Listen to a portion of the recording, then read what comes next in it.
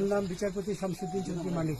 বিচারপতি সংসদ মানিককে হাইকোর্টে যেটা কয়েকদিন আগে একটা উপস্থাপন করছো চ্যানেল আইটি সেই মানিককে চ্যানেলকে হ্যাঁ হ্যাঁ, সেই মানিককে আমার নাম হলো বিচারপতি মানিক বাড়ি মুন্সিগঞ্জ। আপনার কিটার নাম?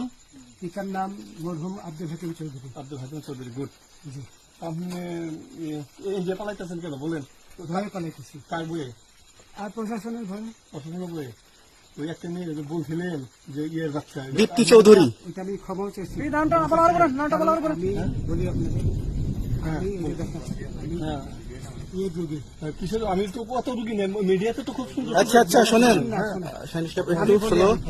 আপনার কাছে এই মুহূর্তে এরা যখন ধরছে আমাদের প্রতিনিধি কি কি ছিল সাথে?